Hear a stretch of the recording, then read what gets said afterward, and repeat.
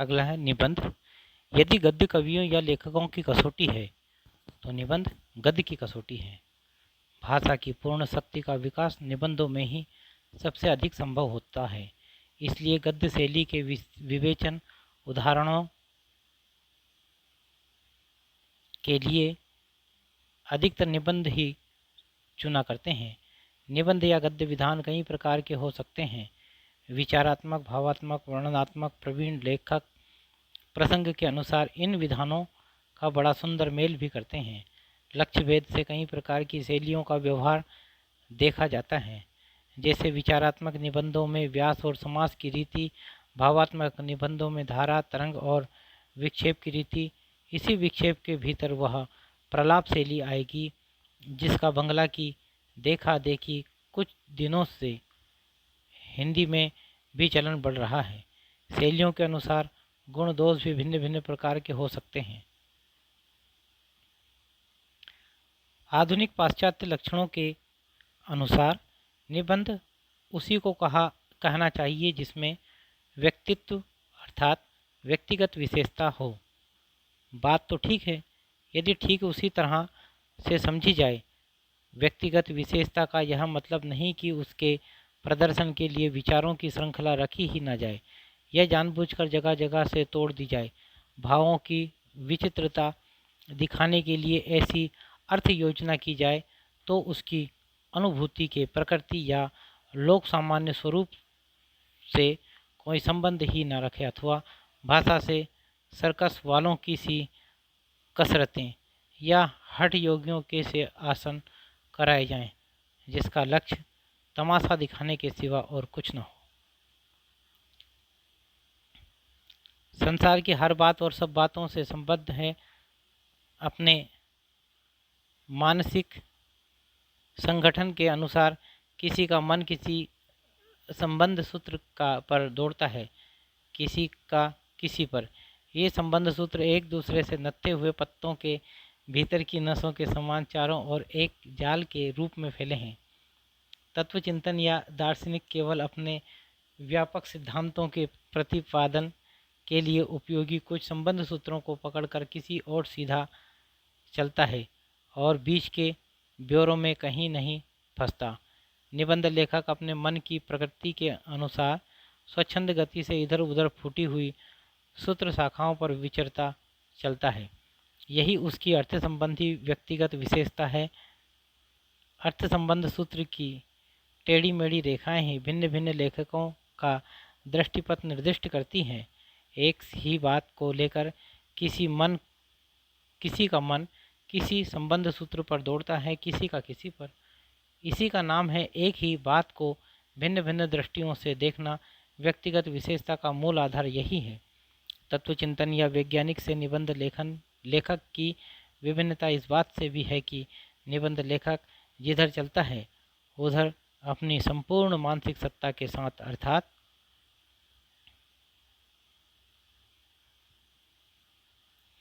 बुद्धि और भावात्मक हृदय दोनों लिए हुए। जो करुण प्रकृति है उनका मन किसी बात को लेकर अर्थ संबंध सूत्र पकड़े हुए करुण स्थलों की ओर झुकता है और गंभीर वेदना का अनुभव करता चलता है। जो विनोदशील है उनकी दृष्टि उसी बात को लेकर उसके ऐसे पक्षों की ओर दौड़ती है जिन्हें सामने पाकर कोई हंसे बिना नहीं रह सकता है। इसी प्रकार कुछ बातों के संबंध में लोगों की बंधी हुई धारणाओं के विपरीत चलने में जिस लेखक को आनंद मिलेगा वह उन बातों के ऐसे पक्षों पर विचित्र के साथ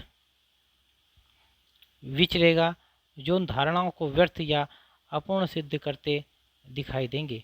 उदाहरण के लिए आलसियों और लोभियों को लीजिए, जिन्हें दुनिया बुरा कहती चली आ रही है। कोई लेखक अपने निबंध में उनके अनेक गुणों को विनोदपूर्वक सामने रखता हुआ उनकी प्रशंसा का वैचित्रपूर्ण आनंद ले और दे सकता है। इसी प्रकार वस्तु के नाना सूक्ष्म ब्योरों पर दृष्टि गड़ाने वाला लेखक किसी छोटी से छोटी तुच्छ से तुच्छ बात को भी गंभीर विषय का सा रूप देकर पांडित्यपूर्ण भाषा की पूरी नकल करता हुआ सामने रख सकता है। पर सब अवस्थाओं में कोई बात अवश्य चाहिए। इस अर्थगत विशेषता के आधार पर ही भाषा और अभिव्यंजना प्रणाली की विशेषता शैली की विशेषता खड़ी हो सकती है। जहाँ नाना अर्थ संबंधों का वैचित्र नहीं, जहाँ गतिशील अर्थ की परंपरा नहीं, वहाँ एक ही स्थान पर खड़ी तरह तरह की मुद्रा और उछल कूद दिखाती हुई भाषा केवल तमाशा करती हुई जान पड़ेगी। भारतेंदु जी के समय से ही निबंध की परंपरा हमारी भाषा में चल पड़ी थी, जो उनके सहयोगी लेखकों में कुछ दिनों तक जारी रही। पर जैसा कि पहले कहा जा चुका है, स्थायी विषयों पर निबंध लिखने की परंपरा बहुत जल्दी बंद हो गई। उसके साथ ही वर्णनात्मक निबंध पद्धति पर सामयिक घटनाओं, देश और समाज की जीवनचर्या, ऋतुचर्या आदि का चित्रण भी बहुत कम हो गया। इस द्वितीय उत्थान के भीतर उत्तरोत्तर उच्च कोटि के स्थायी गद्य साहित्य का निर्माण जैसा होना चाहिए था ना हुआ। अधिकांश लेखक ऐसे ही कामों में लगे जिनमें बुद्धि को श्रम कम पड़े। फल यह हुआ कि विश्वविद्यालयों में हिंदी की ऊंची शिक्षा का विधान हो जाने पर उच्च कोटि की गद्य की पुस्तकों की कमी का अनुभव चारों ओर हुआ। भारतेंदु के सहयोगी लेखक स्थायी विषयों के साथ साथ समाज की दिनचर्या, ऋतुचर्या, पर्व त्योहार आदि पर भी साहित्यिक निबंध लिखते आ रहे थे। उनके लेखों में देश की परंपरागत भावनाओं और उमंगों का प्रतिबिंब रहा करता था। होली, विजयादशमी, दीपावली, रामलीला इत्यादि पर उनके लिखे निबंधों में जनता के जीवन का रंग पूरा पूरा रहता था। इसके लिए वे वर्णनात्मक और भावात्मक दोनों विधानों का बड़ा सुंदर मेल करते थे। यह सामाजिक सजीवता भी द्वितीय उत्थान के लेखकों में वैसी न रही। इस उत्थान काल के आरंभ में ही निबंध का रास्ता दिखाने वाले दो अनुवाद ग्रंथ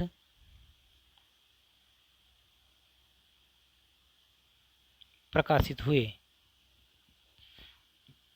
बेकन विचार रत्नावली अंग्रेजी के बहुत पुराने क्या पहले निबंध लेखक लॉर्ड बेकन के कुछ निबंधों का अनुवाद और निबंधमाला दर्श चिपलूणकर के मराठी निबंधों का अनुवाद पहली पुस्तक पंडित महावीर प्रसाद जी द्विवेदी की ही है और दूसरी पंडित गंगा प्रसाद अग्निहोत्री की।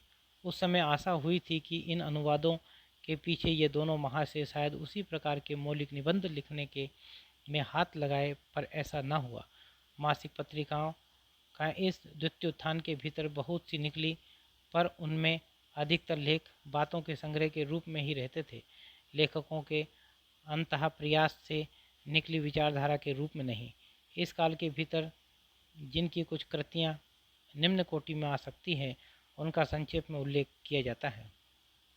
पंडित महावीर प्रसाद द्विवेदी, इनका जन्म दौलतपुर जिला रायबरेली में बैसाख शुक्ल 4 संवत 1927 को और देहावसान पौष कृष्ण 30 संवत 1995 को हुआ। द्विवेदी जी ने सन 1903 में सरस्वती संपादन का भार लिया। तब से अपना सारा समय लिखने में ही लगाया। लिखने की सफलता वे इस बात से मानते थे कि कठिन से कठिन विषय भी ऐसे सरल रूप में रख दिया जाए कि साधारण समझने वाले पाठक भी उसे बहुत कुछ समझ जाएं। कई उपयोगी पुस्तकों के अतिरिक्त उन्होंने फुटकर लेख भी बहुत लिखे, पर इन लेखों में अधिकतर लेख बातों के संग्रह के रूप में ही है। भाषा के नूतन शक्ति चमत्कार के साथ नए नए विचारों की उद्भावना वाले निबंध बहुत ही कम मिलते हैं। स्थायी निबंधों की श्रेणी में 2 ही 4 लेख जैसे कवि और कविता, प्रतिभा आदि आ सकते हैं, पर ये लेखन कला का सूक्ष्म विचार और दृष्टि से लिखे नहीं जान पड़ते। कवि और कविता जैसे कैसा गंभीर विषय है, कहने की आवश्यकता नहीं, पर इस विषय की बहुत मोटी मोटी बातें बहुत मोटे तौर पर कही गई हैं। जैसे इससे स्पष्ट है कि किसी किसी में कविता लिखने की इस्तेदाद स्वाभाविक होती है, ईश्वर दत्त होती है। जो चीज़ ईश्वर दत्त है वह आवश्यक लाभदायक होगी, वह निरर्थक नहीं हो सकती। उससे समाज को अवश्य कुछ न कुछ लाभ पहुंचता है। कविता यदि यथार्थ में कविता है तो संभव नहीं कि उसे सुनकर कुछ असर न हो। कविता से दुनिया में आज तक बड़े बड़े काम हुए हैं। कविता में कुछ न कुछ झूठ का अंश जरूर रहता है। असभ्य अथवा अर्धसभ्य लोगों को यह अंश कम खटकता है। शिक्षित और सभ्य लोगों को बहुत संसार में जो यह बात जैसी देख पड़े, कवि को उसे वैसी ही वर्णन करना चाहिए। कहने की आवश्यकता नहीं कि द्विवेदी जी के लेख या निबंध विचारात्मक श्रेणी में आएंगे, पर विचार की वह गुण गुम्फित परंपरा उनमें नहीं मिलती जिसमें पाठक की बुद्धि उत्तेजित होकर किसी नई विचार पद्धति पर दौड़ पड़े। शुद्ध विचारात्मक निबंधों का चरम उत्कर्ष वही कहा जा सकता है जहां एक पैराग्राफ में विचार दबा दबा कर कैसे गए हों और एक एक वाक्य किसी संबंध विचार खंड को लिए हों। द्विवेदी जी के लेखों को पढ़ने से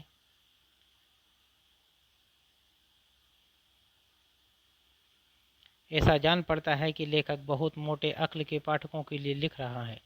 एक एक सीधी बात कुछ हेर फेर कहीं केवल शब्दों के ही साथ 5-6 तरह के 5-6 वाक्यों में कही हुई मिलती है। उनकी यह प्रवृत्ति उनकी गद्य शैली निर्धारित करती है। उनके लेखों में छोटे छोटे वाक्यों का प्रयोग अधिक मिलता है। नपेतुले वाक्य ही कई बार शब्दों के कुछ हेर फेर के साथ कहने का ढंग वही है जो वाद या संवाद में बहुत शांत होकर समझाने बुझाने का काम में लाया जाता है। उनकी यह व्यासशैली विपक्षी हो कायल करने के प्रयत्न में बड़े काम की है। इस बात के उनके 2 लेख क्या हिंदी नाम की कोई भाषा ही नहीं। सरस्वती सन 1913 और आर्य समाज का कोप सरस्वती 1914 अच्छे उदाहरण हैं। उनके कुछ अंश नीचे दिए जाते हैं। आप कहते हैं कि प्राचीन भाषा मर चुकी है और उसे मरे 300 वर्ष हुए। इस पर प्रार्थना है, ना वह कभी मरी और ना उसके मरने की कोई लक्षण ही दिखाई देते हैं। यदि आप कभी आगरा, मथुरा, फर्रुखाबाद, मैनपुरी और इटावे तशरीफ़ ले जाएं तो कृपा करके वहाँ के एक आध अपर प्राइमरी और मिडिल स्कूल का मुआयना ना सही तो मुलाहजा अवश्य ही करें। ऐसा करने से आपको मालूम हो जाएगा कि जिसे आप मुर्दा समझ रहे हैं वह अब तक इन जिलों में बोली जाती हैं। अगर आपकी इस भाखा नामक भाषा को मरे 300 वर्ष हुए तो कृपा करके यह बताएं कि श्रीमान ही के सधर्मी काजिम अली आदि कवियों ने किस भाषा में कविता की है। 1700 ईस्वी से लेकर ऐसे अनेक मुसलमान कवि हो चुके हैं जिन्होंने भाखा में बड़े बड़े ग्रंथ बनाए हैं। हिंदू कवियों की आप खबर ना रखते तो कोई विशेष आक्षेप की बात न थी। ऑनरेबल असगर अली खां की 5वीं उक्ति यह है कि उर्दू या हिंदुस्तानी ही यहाँ की सार्वदेशिक भाषा है। आपके इस कथन की सच्चाई की जांच सहज ही में हो सकती है। ऊपर हाली साहब के दीवान और दूसरे साहित्य सम्मेलन के सभापति के भाषण से जो अवतरण दिए गए हैं उन्हें खां साहब बारी बारी से एक बंगाली, एक मद्रासी, एक गुजराती और एक महाराष्ट्री को जो एक प्रांत के निवासी ना हो दिखावें और उनसे यह कहें कि इसका मतलब हमें समझा दीजिए। बस तत्काल ही आपको मालूम हो जाएगा कि 2 में से कौन भाषा अन्य प्रांतवासी अधिक समझते हैं। श्रीयुत असगर अली खां के इस कथन से कि उर्दू और Hindustani is the lingua franca of the country एक भेद की बात खुल गई। वह यह कि आप लोगों की राय में यह हिंदुस्तानी और कुछ नहीं उर्दू ही का एक दूसरा नाम है। अतएव समझना चाहिए कि जब हिंदुस्तानी भाषा के प्रयोग पर जोर दिया जाता है तब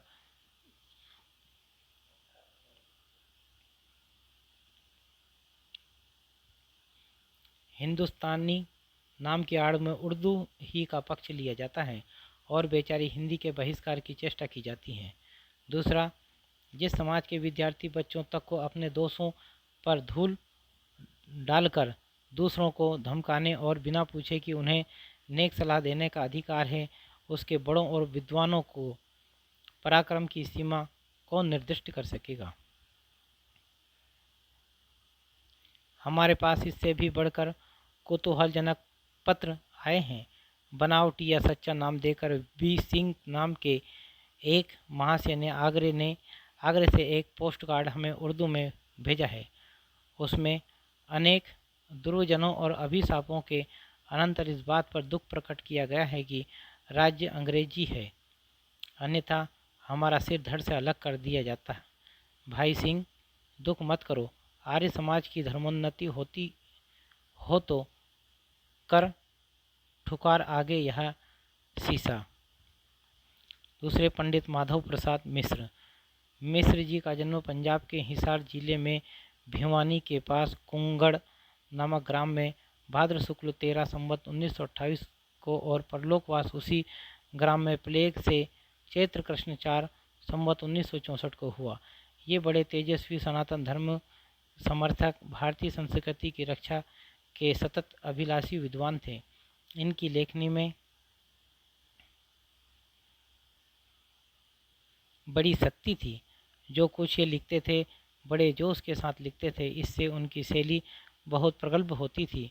गौड़ होने के कारण मारवाड़ियों से इनका विशेष लगाव था और उनके समाज का सुधार ये हृदय से चाहते थे। इसी से वेश्योपकारक पत्र का संपादन भार कुछ दिन इन्होंने अपने ऊपर लिया था।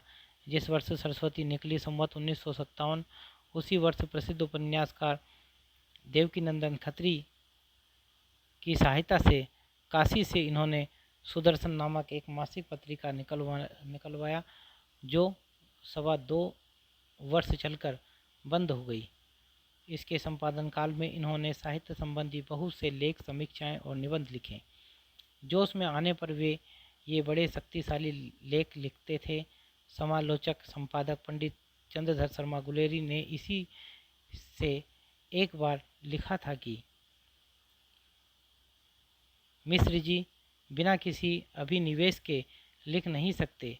यदि हमें उनसे लेख पाने हैं तो सदा एक न एक टंटा उनसे छेड़ ही रखा करें। इसमें धंधे नहीं कि जहाँ किसी ने कहीं कोई ऐसी बात लिखी जो इन्हें सनातन धर्म के संस्कारों के विरुद्ध अथवा प्राचीन ग्रंथकारों के और कवियों के गौरव को कम करने वाली लगी कि इनकी लेखनी चल पड़ती थी। पाश्चात्य संस्कृताभ्यासी विद्वान जो कुछ कच्चा पक्का मत यहाँ के वेद, पुराण, साहित्य आदि के संबंध में प्रकट किया करते थे, वे इन्हें खल जाते थे और उनका विरोध भी डटकर करते थे। उस विरोध में तर्क, आवेश, भावुकता अथवा एक अद्भुत मिश्रण रहता था। बेबर का भ्रम इसी झोंक में लिखा गया था। पंडित महावीर प्रसाद द्विवेदी ने अपनी निषद चरित्र चर्चा में निषेध के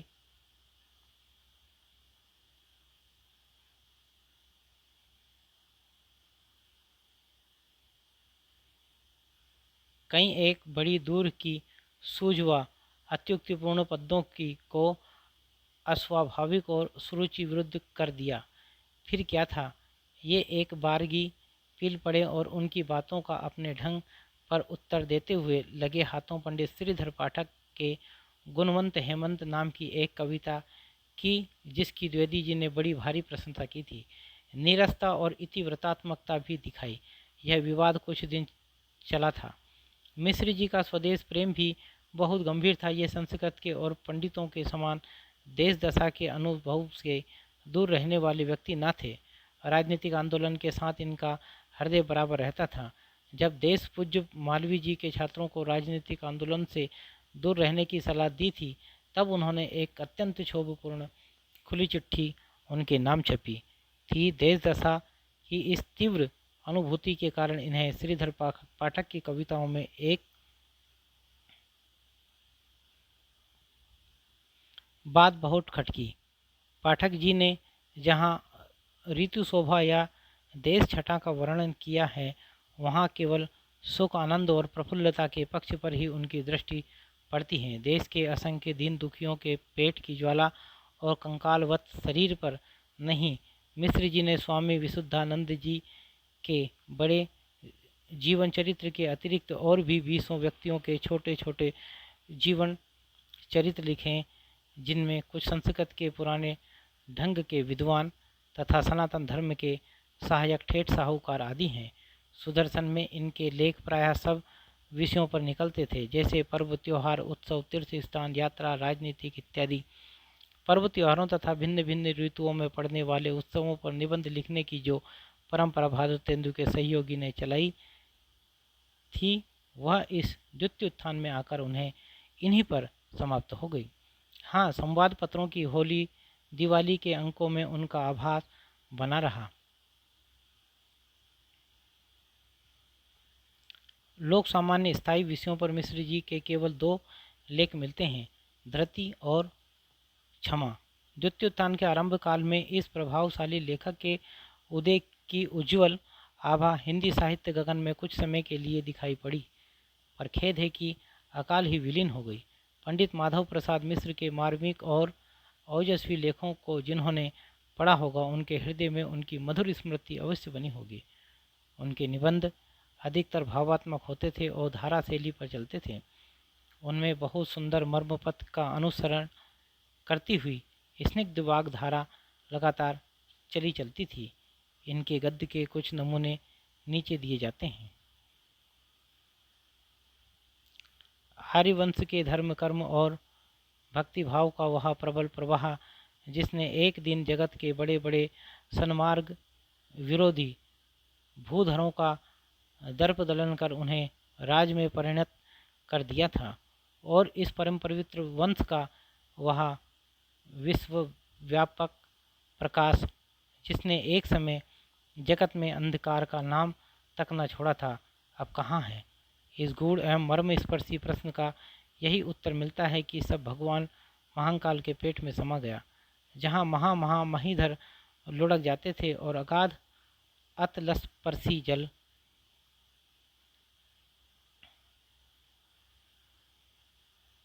था, वहाँ अब पत्थरों में दबी हुई एक छोटी सी किंतु सुशीतल वारी धारा बह रही है। जहाँ के महाप्रकाश से दिग्दिगंत उद्भासित हो रहे थे, वहाँ अब एक अंधकार से घिरा हुआ स्नेह शून्य प्रदीप टिमटिमा रहा है, जिससे कभी कभी यह भूभाग प्रकाशित हो जाता है। भारतवर्ष की सुख शांति और भारतवर्ष का प्रकाश अब केवल राम नाम पर अटक रहा है, पर जो प्रदीप स्नेह से परिपूर्ण नहीं था, जिसकी रक्षा का कोई उपाय नहीं है, वह कम तक सुरक्षित रहेगा। अब रही आपके जानने की बात, सो जहाँ आप जानते हैं वहाँ तक तो सब सफाई है।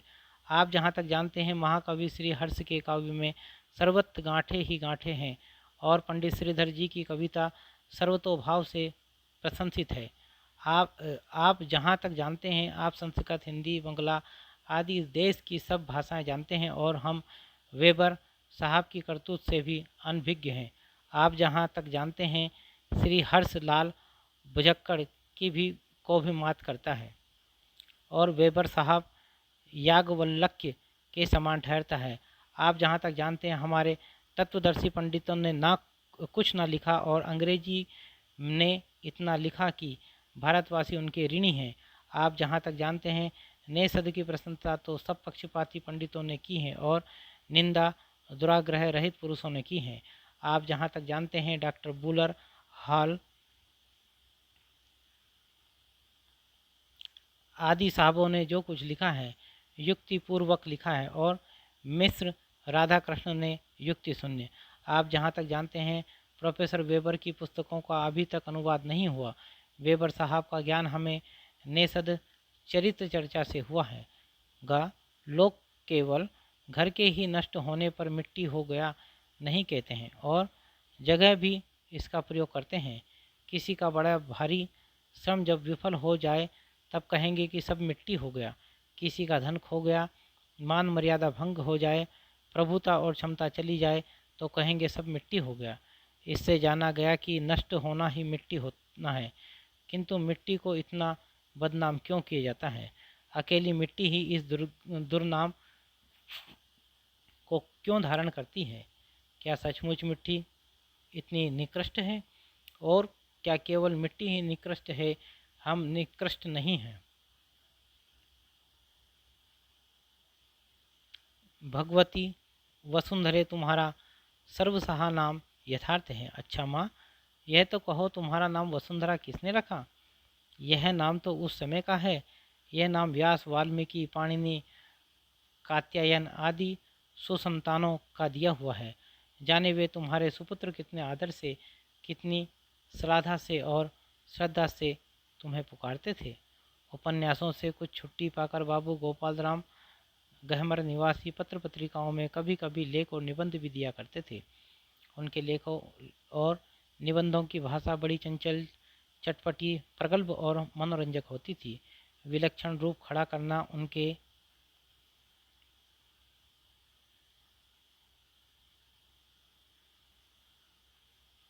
निबंधों की विशेषता है।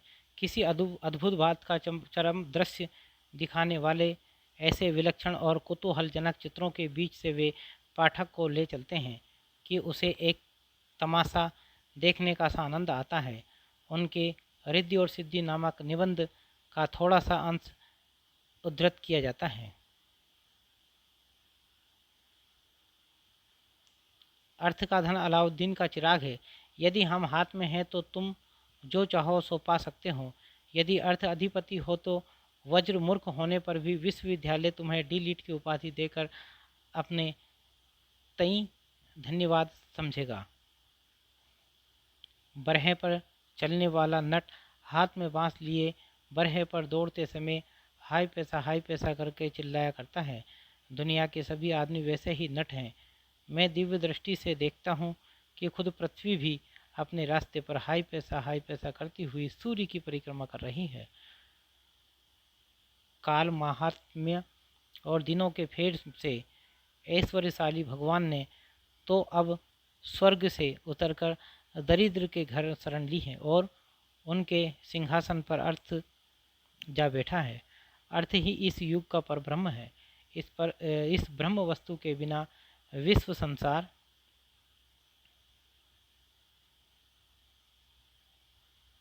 का अस्तित्व नहीं रह सकता। यही चक्राकार चैतन्य रूप केस बॉक्स में प्रवेश करके संसार को चलाया करता है। साधकों के हित के लिए अर्थनीति शास्त्र में इसकी उपासना की विधि लिखी है।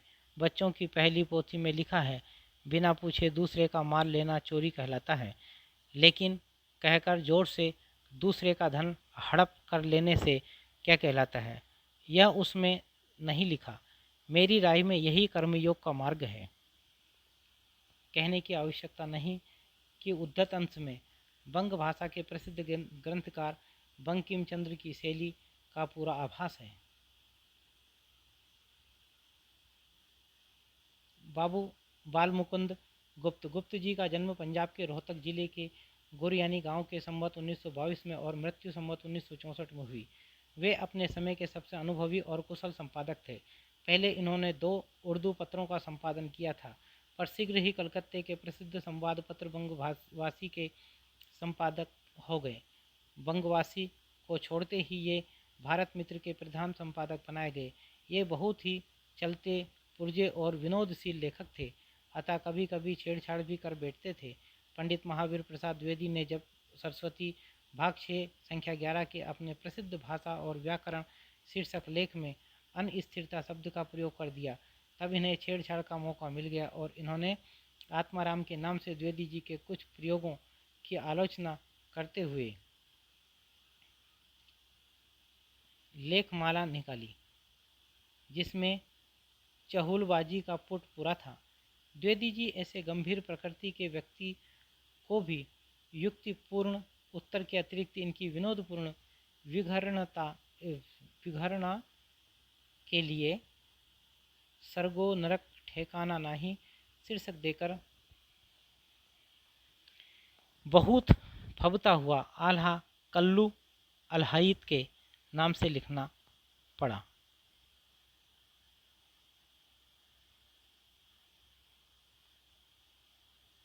पत्र संपादन काल में इन्होंने कई विषयों पर अच्छे निबंध भी लिखे, जिनका एक संग्रह गुप्त निबंधावली के नाम से छप चुका है। इनकी रत्नावली नाटिका के सुंदर अनुवाद का उल्लेख हो चुका है। गुप्त जी के सामयिक और राजनीतिक परिस्थिति को लेकर कई मनोरंजक प्रबंध लिखे हैं, जिनमें शिव शंभू का चिट्ठा बहुत प्रसिद्ध है। गुप्त जी की भाषा बहुत चलती, सजी और विनोदपूर्ण होती थी। किसी प्रकार का विषय हो, गुप्त जी की लेखनी उस पर विनोद का रंग चढ़ा देती थी। वे पहले उर्दू के एक अच्छे लेखक थे, इससे उनकी हिंदी बहुत चलती और फड़कती हुई होती थी। वे अपने विचारों को विनोदपूर्ण वर्णनों के भीतर ऐसा लपेट कर रखते थे कि उनका आभास बीच बीच में ही मिलता था। उनकी विनोदपूर्ण वर्णनात्मक विधान के भीतर विचार और भाव लुके छिपे में रहते थे। यह उनकी लिखावट की एक बड़ी विशेषता थी। शिव शंभू का चिट्ठा में थोड़ा सा अंश नमूने के लिए दिया जाता है। इतने में देखा कि बादल उमड़ रहे हैं, चीलें नीचे उतर रही हैं, तबीयत भूर भुरा उठी। इधर भंग, उधर घटा बहार में बहार। इतने में वायु का वेग बढ़ा, चीलें अदृश्य हुई, अंधेरा छाया, बूंदें गिरने लगी, साथ ही तड़ तड़ धड़ धड़ होने लगी। देखा, ओले गिर रहे हैं। ओले थमे, कुछ वर्षा हुई, बूटी तैयार हुई। बम भोला कहकर शर्मा जी ने एक लोटा भर चढ़ाई। ठीक उसी समय लाल डिग्गी पर बड़े लाट मिनटों ने बंगदेश के भूतपूर्व छोटे लाट उड़बर्न की मूर्ति खोली। ठीक एक ही समय कलकत्ते में यह दो आवश्यक काम हुए। भेद इतना ही था कि शिव शंभू शर्मा के बरामदे की छत पर बूंदें गिरती और लॉर्ड मिंटो के सिर या छाते पर भंग छानकर महाराज जी ने खटिया पर लंबी तानी और कुछ काल सुसुप्ति के आनंद में निमग्न रहे।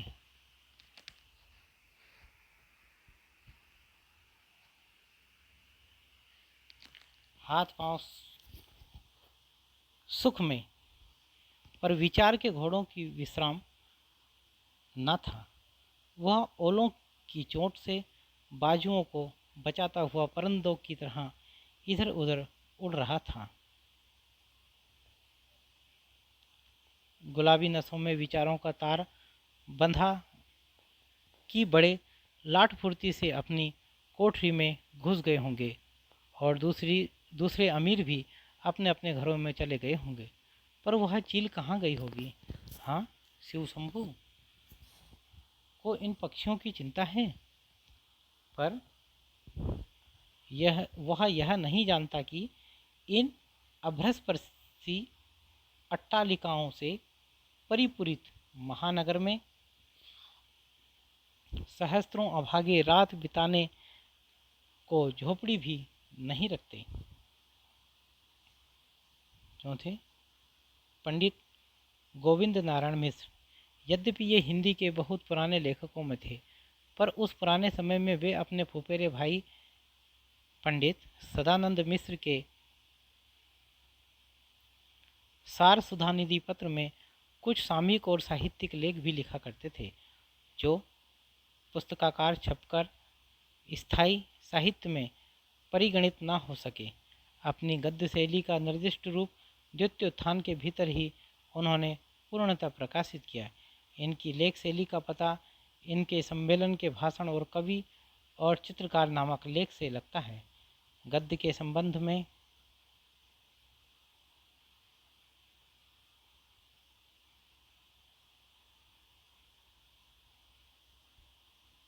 इनकी धारणा प्राचीनों के गद्य काव्य की सी थी।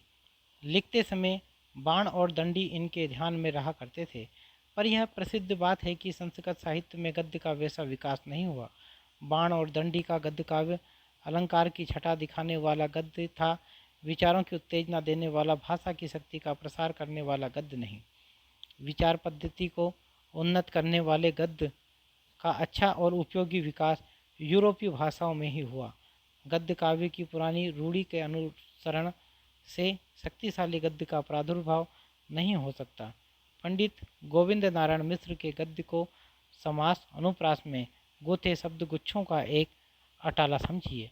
जहाँ वे कुछ विचार उपस्थित करते हैं, वहाँ भी पदच्छटा की ऊपर दिखाई पड़ती हैं।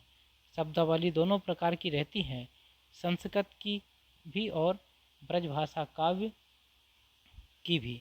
एक और प्रगल्भ प्रतिभा स्रोत से समुत्पन्न शब्द कल्पना कलित अभिनव भाव माधुरी है, तो दूसरी ओर तमतोम सटकाती मुस्काती पूरन चंद की सकल मन भाई छिटकी जनहाई है। यद्यपि यह गद्य का क्रीड़ा कौतुल मात्र है, पर इसकी भी थोड़ी सी झलक दिखाई देख लेनी चाहिए। साधारण गद्य का नमूना। परंतु मंदमती अरसिकों के अयोग्य मलिन अथवा कुशाग्र बुद्धि चतुरों के स्वच्छ मलिहीन मन को भी यथोचित शिक्षा से उपयुक्त बना लिए बिना उन पर कवि की परम रसीली उक्त छवि छबीली का अलंकृत नक्शित लो स्वच्छ सर्वांग सुंदर अनुरूप यथार्थ सुस्पष्ट प्रतिबिंब ना पड़ेगा। स्वच्छ दर्पण पर ही अनुरूप यथार्थ सुस्पष्ट प्रतिकृति प्रतिफलित होता है। उससे सामना होती ही अपनी ही प्रतिबिंबित प्रतिकृति मानो समता की स्पर्धा में उसी समय सामना करने आमने सामने आ खड़ी होती है। काव्य में गद्य का नमूना। शरद पुनों के समोदित पूरन चंद की छिटकी जुनहाई सकल मन भाई के भी मुख मसी मल पूजनीय अलौकिक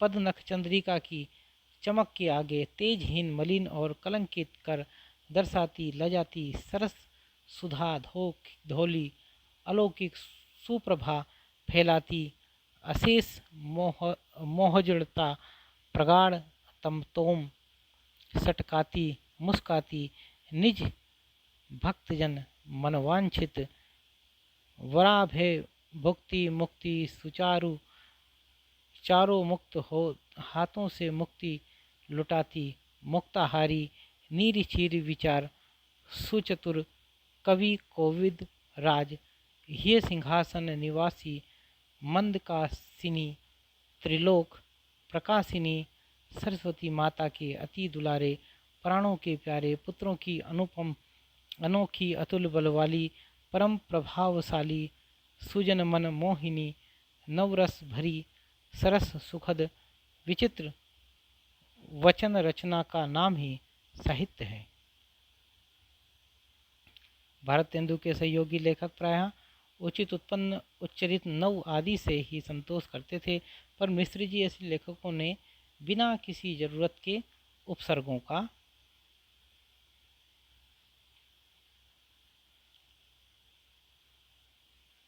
पुछल्ला जोड़े जनता के इन जाने बूझे शब्दों को भी समुचित समुत्पन्न समुच्चरित अभिनव करके अजनबी बना दिया। मृदुता कुटिलता सुकरता समीपता ऋजुता आदि के स्थान पर मार्दव कौटिल्य सौकर्य सामीप्य आर्जव आदि ऐसे ही लोगों की प्रकृति से लाए जाने लगे। पांचवें बाबू श्याम सुंदर दास जी। बाबू साहब नागरिक प्रचारणी सभा के काल से लेकर बराबर हिंदी भाषा कवियों की खोज तथा इतिहास आदि के संबंध में लेख लिखते आए हैं। आप जैसे हिंदी के अच्छे लेखक हैं, वैसे ही बहुत अच्छे वक्ता भी। आपकी भाषा इस विशेषता के लिए बहुत दिनों से प्रसिद्ध है कि उसमें अरबी फारसी विदेशी शब्द नहीं आते। आधुनिक सभ्यता के विधानों के बीच की पढ़ा लिखी के ढंग पर हिंदी को ले चलने में आपकी लेखनी ने बहुत कुछ योग दिया है।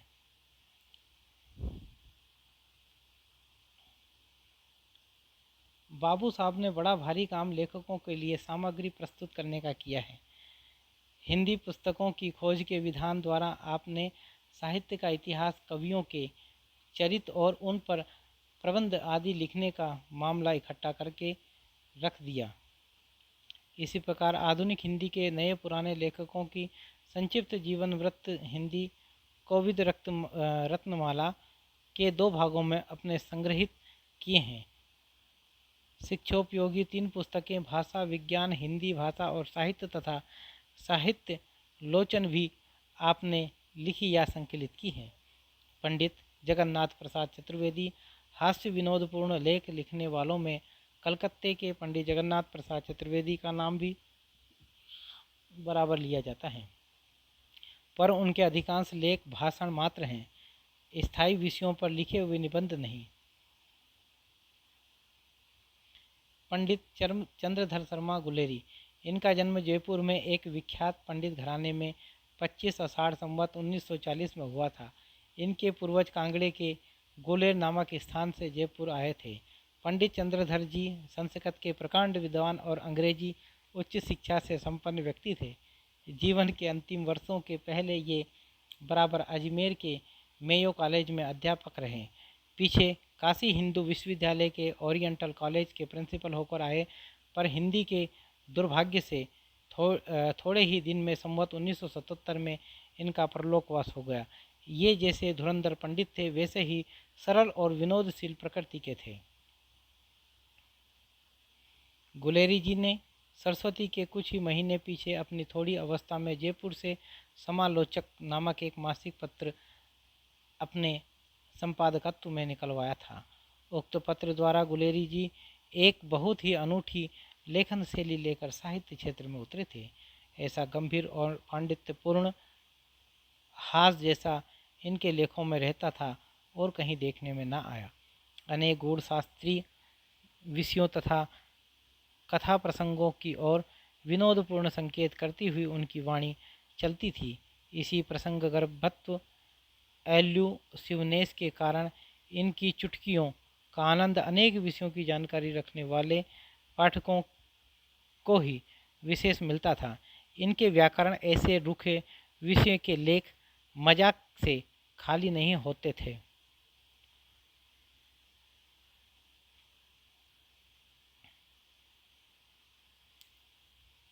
ये बेधड़क कहा जा सकता है कि शैली की जो विशिष्टता और अर्थगर्भिता वक्रता गुलेरी जी में मिलती है और किसी लेखक में नहीं।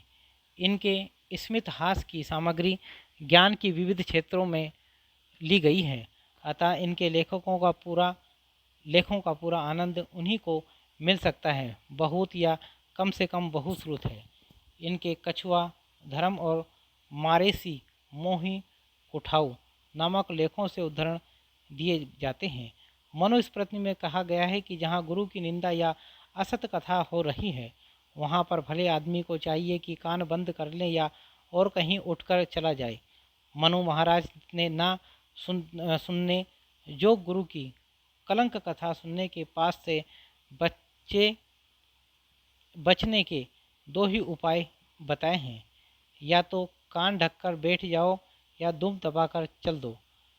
तीसरा उपाय जो और देशों के 100 से 90 आदमियों को ऐसे अवसर पर सूझेगा, वह मनु ने नहीं बताया कि जूता लेकर या मुक्का तान कर सामने खड़े हो जाओ और निंदा करने वाले का जबड़ा तोड़ दो या मुंह पिचका दो कि ऐसी हरकत ना करें। पुराने से पुराने आर्यों की अपने भाई असुरों से अनबन हुई। असुर असुरियाँ में रहना चाहते थे। आर्य सप्त सिंधुओं की आर्यावर्त बनाना चाहते थे। वे आगे चल दिए, पीछे वे दबाते आए। विष्णु ने अग्नि यज्ञपात्र और अरणि रखने के लिए 3 गाड़ियाँ बनाई। उसकी पत्नी ने उसके पहियों की चूल को घी से आंच दिया। उखल मूसल और सोम कूटने के पत्थरों तक को साथ लिए हुए कारवां मुंजवत हिंदू कुश के एक मित्र दर्रे खेबर में होकर सिंधु की एक घाटी से उतरा। पीछे से स्वान भ्राज अंभारी हस्त स्वहस्त कृसन बंझरी संड मर्क मारते चले आते थे। वज्र की मार से पिछली गाड़ी भी आधी टूट गई, पर 3 लंबे डग मारने वाले विष्णु के पीछे फिरकर नहीं देखा और न जमकर मैदान लिया। पितृभूमि अपने भातृव्यों के पास छोड़ाए और यहाँ भ्रातृव्यस्त बधाए सजाताना मध्यमेष्ठियाय देवताओं की आहुति देने लगे। जहाँ जहाँ रास्ते में टिके वहाँ वहाँ युग खड़े हो गए। यहाँ की सुजला सुफला सस्य श्यामला भूमि में ये बुलबुले चहकने लगे। बुलबुलें चहकने लगी। पर ईरान के अंगूरों और गुलों का मुंजवत पहाड़ की सोमलता का चस्का पड़ा हुआ था। लेने जाते तो वह पुराने गंधर्व मारने दौड़ते हैं।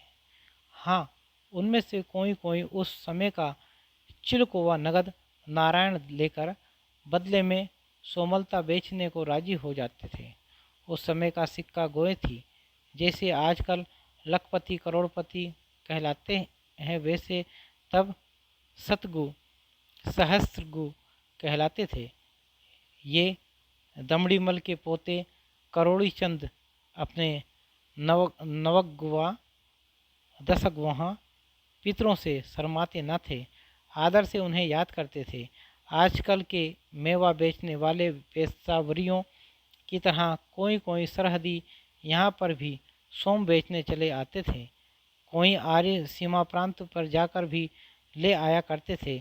मोल ठहराने में बड़ी हुज्जत होती थी, जैसी कि तरकारियों का भाव करने में कुंजड़िनों से हुआ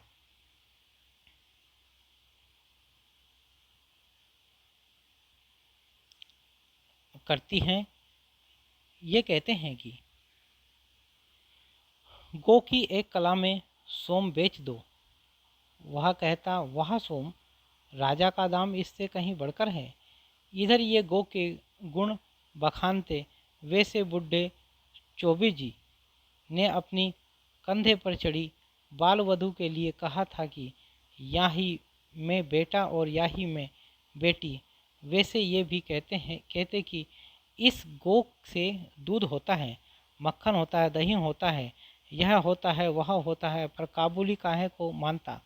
इसके पास सोम की मनोपली थी और इनका बिना लिए सरता नहीं।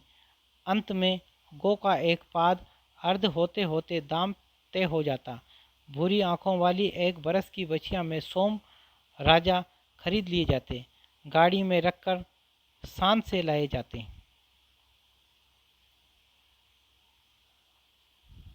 अच्छा, अब उसी पंचनद में वाहिक आकर बसे अश्वघोष की फड़कती उपमा के अनुसार धर्म भागा और दंड कमंडल लेकर ऋषि भी भागे।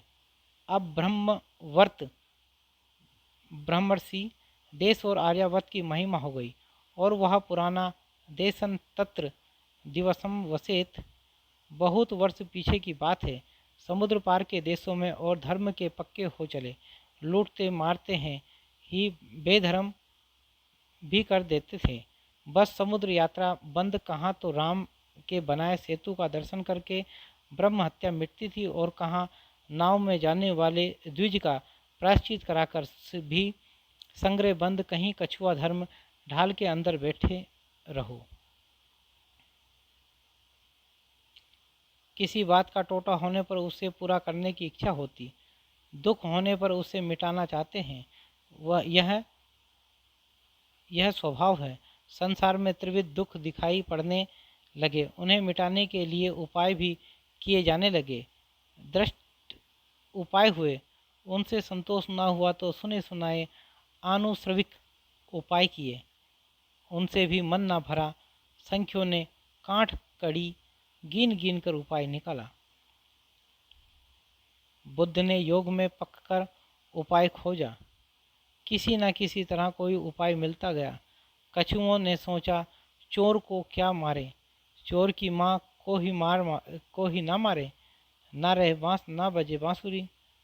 लगी प्रार्थनाएं होने, माँ दे ही राम जननी जठरे निवासम, और यह उस देश में जहाँ सूर्य का उदय होना इतना मनोहर था कि ऋषियों का यह कहते कहते तालु सूखता था कि 100 बरस से हम उगता देखें, 100 बरस सुने, 100 बरस बढ़ चढ़ कर बोलें, 100 बरस उदित होकर रहें। हायग्रीव या हिरण्याक्ष दोनों में से किसी एक दैत्य से देव बहुत तंग थे। सुरपुर से अफवाह उठती, बस इंद्र ने झटपट किवाड़ बंद कर दिए, आगल डाल दी, मानो अमरावती ने आंखें बंद कर ली। यह कछुआ धर्म का भाई शुतुरमुर्ग धर्म है। हमारे यहाँ पूंजी शब्दों की है, जिससे हमें काम पड़ा। चाहे और बातों में हम ठगे गए, पर हमारे शब्दों की गांठ नहीं कतरी गई। यही नहीं जो आया,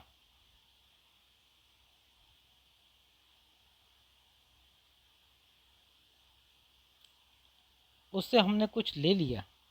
पहले हमें काम असुरों से पड़ा, असीरिया वालों से। उनके वहाँ असुर शब्द बड़ी शान का था। असुर माने प्राण वाला, जबरदस्त।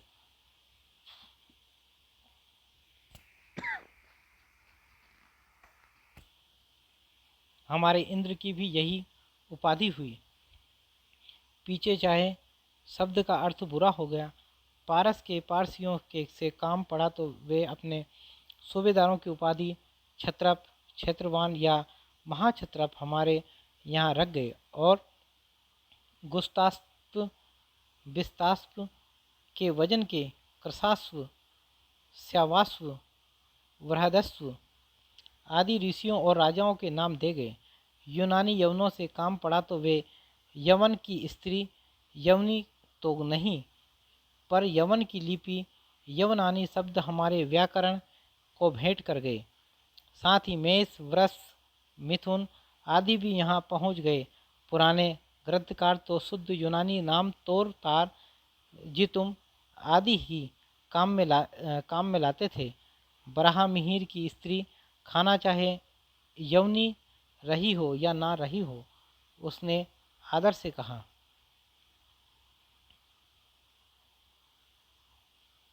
है कि मलेच्छ यवन भी ज्योति ही शास्त्र जानने से ऋषियों की तरह पूजे जाते हैं।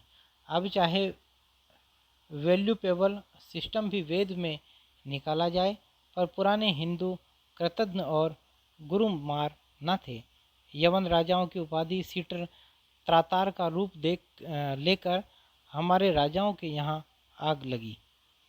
शकों के हमले हुए तो शाक पार्थिव व्याकरणों के हाथ लगा, और शक संवत या शाका सर्वसाधारण के होण वंश ऑक्सन नदी के किनारे पर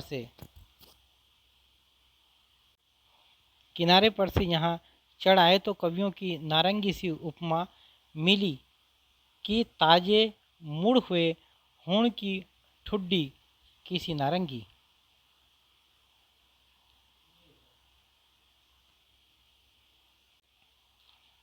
बकौल शेक्सपियर के जो मेरा धन छीनता है वह कूड़ा चुराता है, पर जो मेरा नाम चुराता है वह सीतम ढाता है।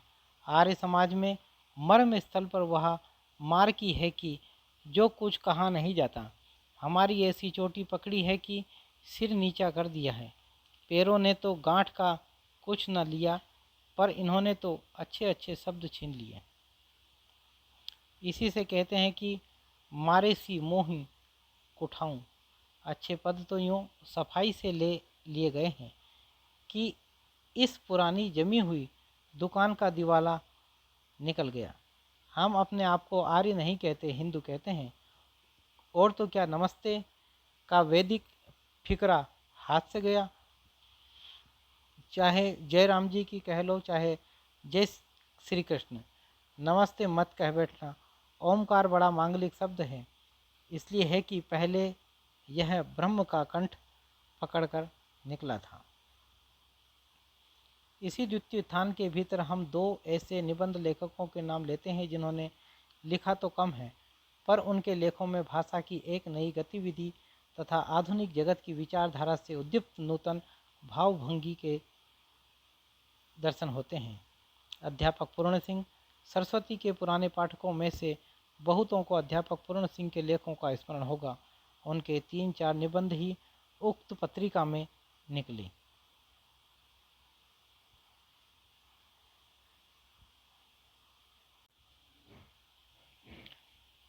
उनमें विचारों और भावों को एक अनूठे ढंग से मिश्रित करने वाली एक नई शैली मिलती है। उनकी लाक्षणिकता हिंदी साहित्य में एक नई चीज थी। भाषा की बहुत कुछ उड़ान, उनकी बहुत कुछ शक्ति लाक्षणिकता में देखी जाती है। भाषा और भाव की एक नई विभूति उन्होंने सामने रखी।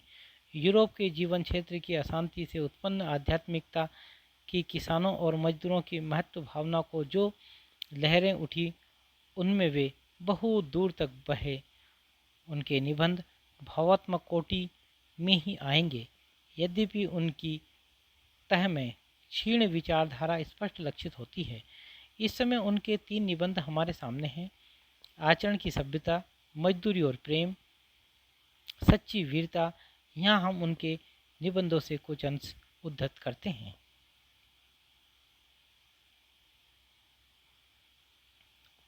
आचरण की सभ्यता। आचरण की सभ्यता पश्चिमी ज्ञान से मानव मात्र को लाभ हुआ। ज्ञान का वह सहरा बाहरी सभ्यता की अंतर्वर्तिनी, आध्यात्मिक सभ्यता का वह मुकुट जो आज मनुष्य जाति ने पहन रखा है, यूरोप की कदापि प्राप्त न होता। यदि धन को एकत्र करने के लिए यूरोप निवासी इतने महीने न बनते, यदि सारे पूर्वी जगत ने इन महत्ता के लिए अपनी शक्ति से अधिक चंदा देकर सहायता की, तो बिगड़ क्या गया। एक तरफ यहाँ यूरोप के जीवन का एक अंश अभ्यस्त प्रतीत होता, हैकमीना और कायरता से भरा मालूम होता है, वहीं दूसरी ओर यूरोप के जीवन का वह भाग जहाँ विद्या और ज्ञान का सूर्य चमक रहा है, इतना महान है कि थोड़े ही समय में पहले अंश को मनुष्य अवश्य ही भूल जाएंगे। आचरण की सभ्यता का देश ही निराला है। उसमें ना शारीरिक झगड़े हैं, ना मानसिक, ना आध्यात्मिक। जब पैगंबर मोहम्मद ने ब्राह्मणों को चीरा और उनके मौन आचरण को नंगा किया, तब सारे मुसलमानों को आश्चर्य हुआ कि काफिर में मेमिन किस प्रकार गुप्त था। जब शिव ने अपने हाथ से ईसा के शब्दों को परे फेंक कर उसकी आत्मा के नंगे दर्शन कराए तो हिंदू चकित हो गए। वह नग्न करने अथवा नग्न होने वाला उनका कौन सा शिव था। अगला, मजदूरी और प्रेम। इससे जब तक जीवन के अरण्य में पादरी, मौलवी, पंडित और साधु सन्यासी हल, कुदाल और खुरपा लेकर मजदूरी न करेंगे, तब तक उनका मन और उनकी बुद्धि अनंत काल बीत जाने तक मलिन मानसिक जुआ खेलती रहेगी। उनका चिंतन बासी, उनकी पुस्तकें बासी, उनका विश्वास बासी और उनका खुदा भी बासी हो गया है। अगले हैं बाबू गुलाब राय। इस कोटि के दूसरे लेखक हैं बाबू गुलाब राय, MA LLB। इन्होंने विचारधारा और भावात्मक दोनों प्रकार के निबंध थोड़े बहुत लिखे हैं, जैसे कर्तव्य संबंधी, रोग निदान और चिकित्सा, समाज और कर्तव्य पालन।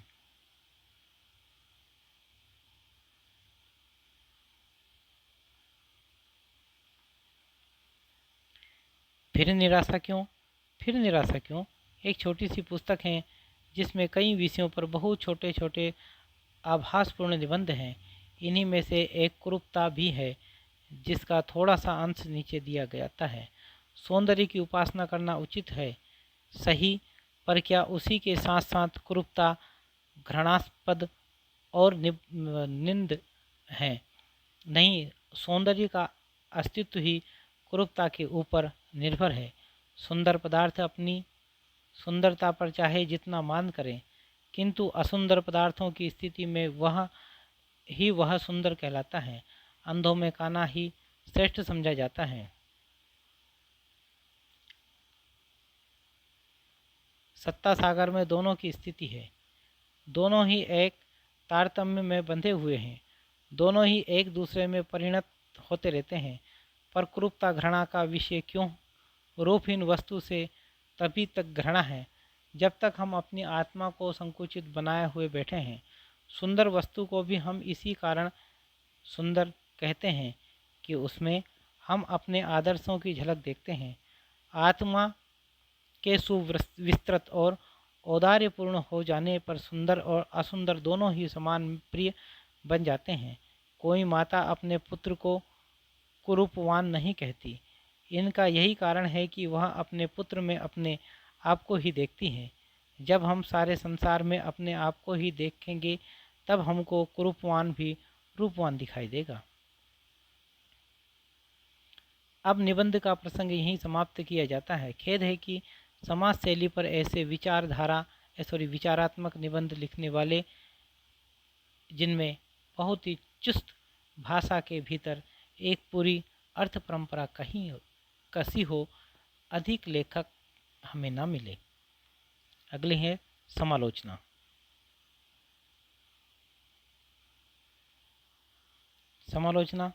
समालोचना का उद्देश्य हमारे यहाँ गुण दोष विवेचन ही समझा जाता रहा है। संस्कृत साहित्य में समालोचना का पुराना ढंग यह था कि जब कोई आचार्य साहित्य मीमांसक कोई नया लक्षण ग्रंथ लिखता था, तब जिन काव्य रचनाओं को वह उत्कृष्ट समझता था उन्हें रस, अलंकार आदि के उदाहरणों के रूप में उद्धृत करता था, और जिन्हें पुष्ट समझता था उन्हें दोषों के उदाहरणों में देता था। फिर जिसे उसकी राय नापसंद होती थी वह उन्हीं उदाहरणों में से अच्छे ठहराए हुए पदों में दोष दिखाता था और बुरे ठहराए हुए पदों के दोष का परिहार करता था। इसके अतिरिक्त जो दूसरा उद्देश्य समालोचना का होता है, अर्थात कवियों की अलग अलग विशेषताओं का दिग्दर्शन, उसकी पूर्ति किसी कवि की स्तुति में दो एक श्लोकबद्ध उक्तियां कहकर ही लोग संतोष मान लिया करते थे। जैसे निर्गतासु न वा कस्य कालिदासस्य सूक्तिषु,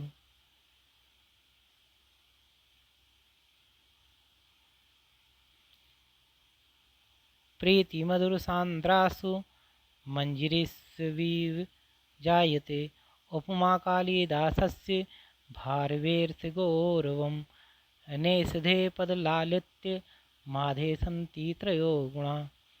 किसी कवि या पुस्तक के गुण दोष या सूक्ष्म विशेषताएं दिखाने के लिए एक दूसरी पुस्तक तैयार करने की चाल हमारे यहाँ न थी। यूरोप में इसकी चाल खूब चली। वहाँ समालोचना काव्य सिद्धांत निरूपण से स्वतंत्र एक विषय ही हो गया। केवल गुण दोष दिखाने वाले लेखों या पुस्तकों की धूम तो थोड़े ही दिनों रहती थी, पर किसी कवि की विशेषताओं का दिग्दर्शन कराने वाली, उसकी विचारधारा में डूबकर उसकी अंतर्वृत्तियों की छानबीन करने वाली पुस्तक, जिसमें गुण दोष का कथन भी आ जाता है, था स्थायी साहित्य में स्थान पाती थी। समालोचना के दो प्रधान मार्ग होते हैं, निर्णयात्मक जुडिशियल मेथड और व्याख्यात्मक इंडक्टिंग क्रिटिसिज्म। निर्णयात्मक आलोचना किसी रचना के गुण दोष निरूपित करके उसका मूल्य निर्धारित करती है। उसमें लेखक या कवि की कहीं प्रशंसा होती है, कहीं निंदा। व्याख्यात्मक आलोचना किसी ग्रंथ में आई हुई बातों की एक व्यवस्थित रूप में सामने रखकर उनका अनेक प्रकार से स्पष्टीकरण करती है।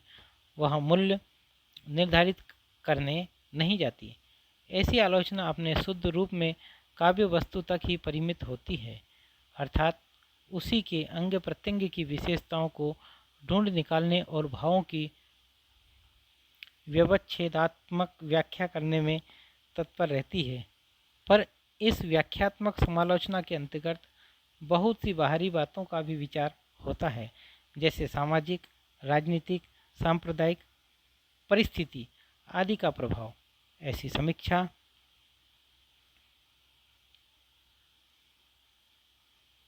की ऐतिहासिक समीक्षा हिस्टोरिकल क्रिटिसिज्म कहते हैं। इसका उद्देश्य यह निर्दिष्ट करना होता है कि किसी रचना का उसी प्रकार की और रचनाओं से क्या संबंध है और उसका साहित्य की चली आती हुई परंपरा में क्या स्थान है। बाहाम पद्धति के अंतर्गत ही कवि के जीवन चक्र और स्वभाव आदि के अध्ययन द्वारा उसकी अंतर्वृत्तियों का सूक्ष्म अनुसंधान भी है, जिसे मनोवैज्ञानिक आलोचना साइकोलॉजिकल क्रिटिसिज्म कहते हैं। इसके अतिरिक्त दर्शन, विज्ञान आदि की दृष्टि से समालोचना की और भी कई पद्धतियां हैं और हो सकती हैं। इसी प्रकार समालोचना के स्वरूप का विकास यूरोप में हुआ। केवल निर्णयात्मक समालोचना की चाल बहुत कुछ उठ गई। अपनी भली बुरी रुचि के अनुसार कवियों की श्रेणी बांधना, उन्हें नंबर देना अब एक बेहुदा बात समझी जाती है। कहने की आवश्यकता नहीं कि हमारे हिंदी साहित्य में समालोचना पहले पहल केवल गुण दोष दर्शन के रूप में प्रकट हुई। लेखकों के रूप में इसका सूत्रपात बाबू हरिश्चंद्र के समय में ही हुआ। लेख के रूप में पुस्तकों की विस्तृत समालोचना उपाध्याय पंडित बद्रीनारायण चौधरी ने अपनी आनंद कादम्बिनी में शुरू की। लाला श्रीनिवास दास के संयोगिता स्वयंवर नाटक की बड़ी विशद और कड़ी आलोचना, जिसमें दोषों का उद्घाटन बड़ी बारीकी से किया गया था, उक्त पत्रिका में निकाली थी। पर किसी ग्रंथकार के गुण और दोषी दिखलाने के लिए कोई पुस्तक भारतेंदु के समय में ना निकली थी। इस प्रकार की पहली पुस्तक पंडित महावीर प्रसाद द्विवेदी को हिंदी कालिदास की आलोचना थी, जो इस द्वितीय उत्थान के आरंभ में ही निकली। इसमें लाला सीताराम बीए के अनुवाद किए हुए नाटकों के भाषा तथा भाव संबंधी दोष बड़े विस्तार से दिखाए गए हैं। यह अनुवादों की समालोचना थी, अतः भाषा की त्रुटियों और मूल भाव के विपर्य आदि के आगे जा ही नहीं सकती थी। दूसरी बात यह है कि इसमें दोषों का ही उल्लेख हो सका, गुण नहीं ढूंढे गए। इसके उपरांत द्विवेदी जी ने कुछ संस्कृत कवियों को लेकर दूसरे ढंग की अर्थात विशेषता परिचायक समीक्षा भी निकाली। इस प्रकार की पुस्तकों में विक्रमांक देवचरित्र चर्चा और नेसत चरित्र चर्चा मुख्य है। इनमें कुछ तो पंडित मंडली में प्रचलित रूढ़ी के अनुसार चुने हुए श्लोक की खूबियों पर साधुवाद हैं, जैसे क्या उत्तम उत्प्रेक्षा है, और कुछ भिन्न भिन्न विद्वानों के मतों का संग्रह। इस प्रकार की पुस्तकों से संस्कृत न जानने वाले हिंदी पाठकों को दो तरह की जानकारी हासिल होती है। संस्कृत के किसी कवि की कविता किस ढंग की है और वह पंडितों और विद्वानों के बीच कैसी समझी जाती हैं। द्विवेदी जी की तीसरी पुस्तक कालिदास की निरंकुशता में भाषा और व्याकरण के वे व्यतिक्रम इकट्ठे किए गए हैं, जिन्हें संस्कृत के विद्वान लोग कालिदास की कविता में बताया करते हैं। यह पुस्तक हिंदी वालों के क्या संस्कृत वालों के फायदे के लिए लिखी गई, यह ठीक नहीं समझ पड़ता। जो हो, इन पुस्तकों को एक मोहल्ले में फैली बातों से दूसरे मोहल्ले वालों को कुछ परिचित कराने के प्रयत्न के रूप में समझना चाहिए, स्वतंत्र समालोचना के रूप में नहीं। यद्यपि द्विवेदी जी ने हिंदी के बड़े बड़े कवियों को लेकर गंभीर साहित्य समीक्षा का स्थायी साहित्य नहीं प्रस्तुत किया, पर नई निकली पुस्तकों की भाषा आदि की खरी आलोचना करके हिंदी साहित्य का बड़ा भारी उपकार किया। यदि द्विवेदी जी ना उठ खड़े होते तो जैसे अव्यवस्थित व्याकरण विरुद्ध और उटपटांग भाषा चारों ओर दिखाई पड़ती थी, उनकी परंपरा जल्दी न रुकती। उनके प्रभाव से लेखक सावधान हो गए हैं और जिनमें भाषा की समझ और योग्यता थी, उन्होंने अपना सुधार किया। कवियों का बड़ा भारी इतिवृत्त संग्रह मिश्र बंधु विनोद तैयार करने के पहले मिश्र बंधुओं ने हिंदी नवरत्न नामक समालोचनात्मक ग्रंथ निकाला था, जिसमें सबसे बढ़कर नई बात यह थी कि देव हिंदी के सबसे बड़े कवि हैं। हिंदी के पुराने कवियों को समालोचना के लिए सामने लाकर मिश्र बंधुओं ने बेशक जरूरी काम किया। उनकी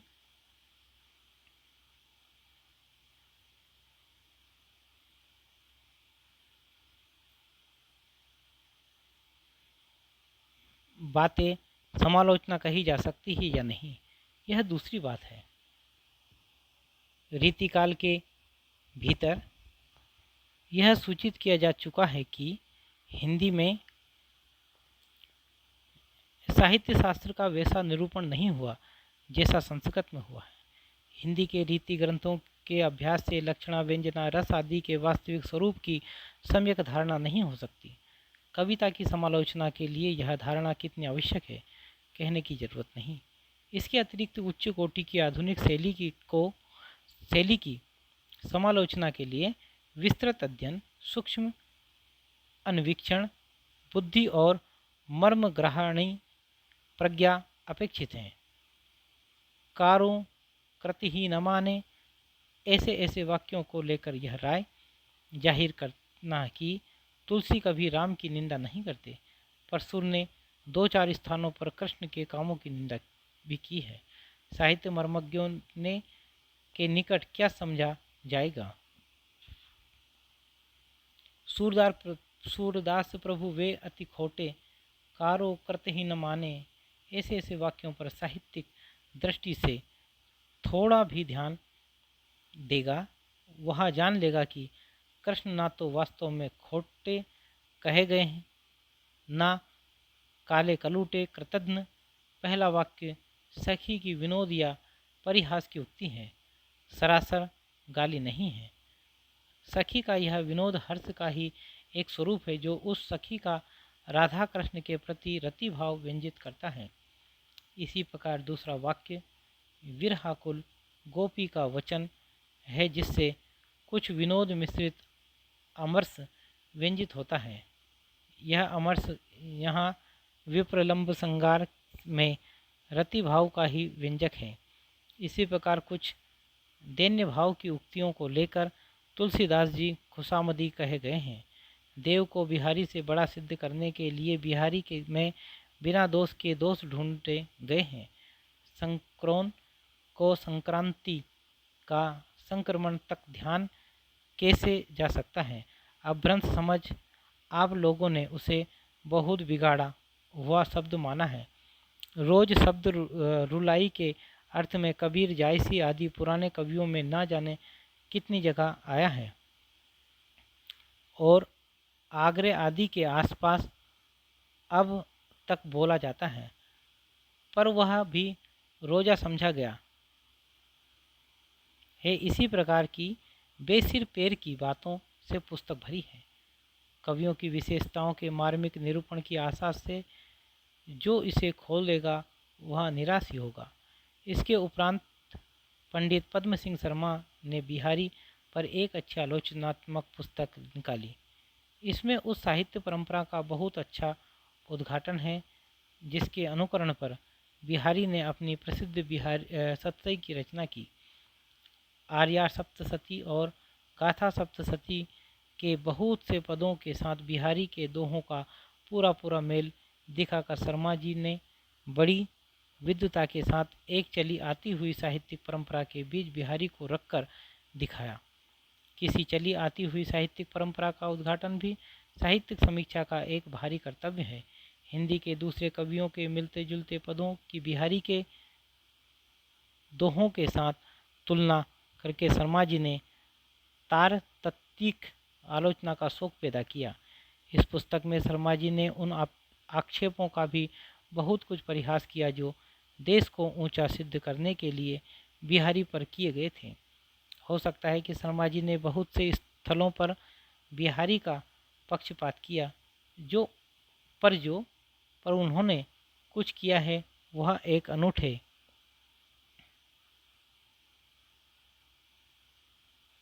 ढंग से किया है। उनके पक्षपात का भी साहित्यिक मूल्य है। यहाँ पर यह बात सूचित कर देना आवश्यक है कि शर्मा जी की यह समीक्षा भी रूढ़िगत कन्वेंशनल है। दूसरी संगारी कवियों से अलग करने वाली बिहारी की विशेषताओं के अन्वेषण और अंतः प्रवृत्तियों के उद्घाटन का जो आधुनिक समालोचना का प्रधान लक्ष्य समझा जाता है, प्रत्यक्ष इसमें नहीं हुआ। यह खटकने वाली बात है, बिना ज़रूरत के जगह जगह चौहलबाजी और शाबाशी का महफिल तर्ज। शर्मा जी की पुस्तक से दो बातें हुई। एक तो देव बड़े की बिहारी यह भद्दा झगड़ा सामने आया, दूसरे तुलनात्मक समालोचना के पीछे लोग बेतरह पड़े। देव और बिहारी के झगड़े को लेकर पहली पुस्तक पंडित कृष्ण बिहारी मिश्र BA LLB की मैदान में आई।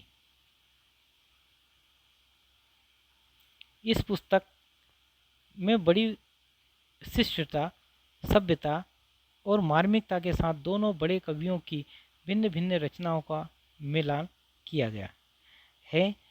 इसमें जो बातें कही गई है वे बहुत कुछ साहित्यिक विवेचन के साथ कही गई है। नवरत्न की तरह ही यूं ही नहीं कही गई है। वह पुरानी परिपाटी की साहित्यिक समीक्षा के भीतर अच्छा स्थान पाने के योग्य है। मिश्र बंधुओं की अपेक्षा पंडित कृष्ण बिहारी जी साहित्यिक आलोचना के कहीं अधिक अधिकारी कहे जा सकते हैं। देव और बिहारी के उत्तर में लाला भगवान दीन जी ने बिहारी और देव नाम की पुस्तक निकाली, जिसमें उन्होंने मिश्र बंधुओं के भद्दे आक्षेपों का उचित शब्दों में जवाब देकर पंडित कृष्ण बिहारी जी की बातों पर भी पूरा विचार किया। अच्छा हुआ कि छोटे बड़े के इस भद्दे झगड़े की ओर अधिक लोग आकर्षित नहीं हुए।